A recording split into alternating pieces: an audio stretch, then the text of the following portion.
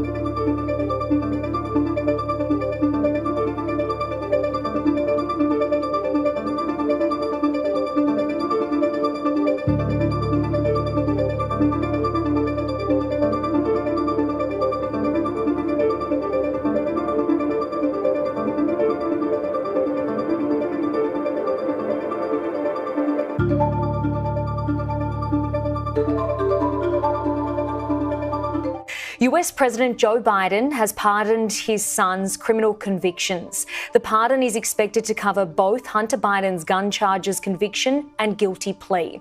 A statement has just been released by the president saying, quote, "Today I signed a pardon for my son Hunter.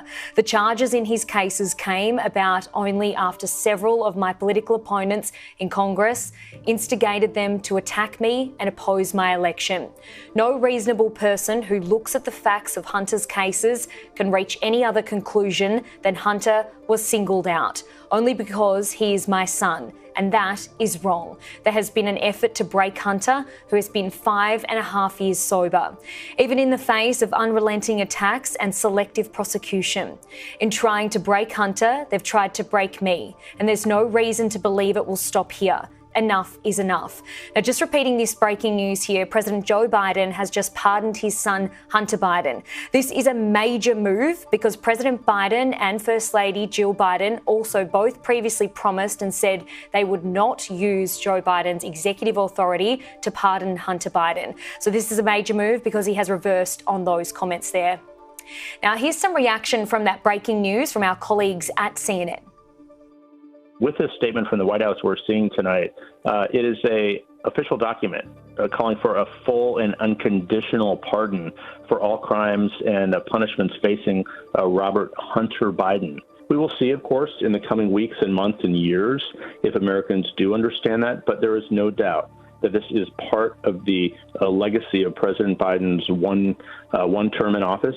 Certainly something he did not want. He hoped to run for re-election. He obviously stepped away from that months ago, but clearly there was pressure inside the family. We were told really in recent weeks that Dr. Jill Biden, First Lady Jill Biden, was very supportive of the president doing something like this. The president was not sure, but we clearly have seen now he has come to this decision to pardon his son Hunter. Now, as I said before, this decision contradicts the president's persistent stance that he would not issue the pardon. I'm extremely proud of my son, Hunter. He has overcome an addiction. He's one of the brightest, most decent men I know. And I am satisfied that I'm not going to do anything. I said I abide by the jury decision, and I will do that, and I will not pardon him. Well, lots happening this morning, this afternoon, I should say. It's just clicked over to midday. Well, joining me live is former Labor Senator Graham Richardson. Graham, good afternoon to you. Lots happening. Firstly, I'll get your thoughts on the move from Joe Biden there, despite him previously saying he wouldn't use his executive authority to pardon Hunter. Yeah, I think it looks a bit strange, but, you know, what are you going to do? It's your son, and you only get the one chance now because he's about to leave office, so he took the chance. I've got to say, I don't blame him. If I was in that position, I reckon my son would get a Guernsey as well. It's hard, isn't it? Because it's a major backflip on what he previously promised. Does this mean sort of, I guess, a break in trust? Well, it probably does, but it's a break in trust from a man who's going out, not a man who's staying in. So in that sense, I don't think it counts as much. People are looking to the future, and when they look to the future, they don't look to Joe Biden. So, do you think he would have made this same move had Kamala Harris won?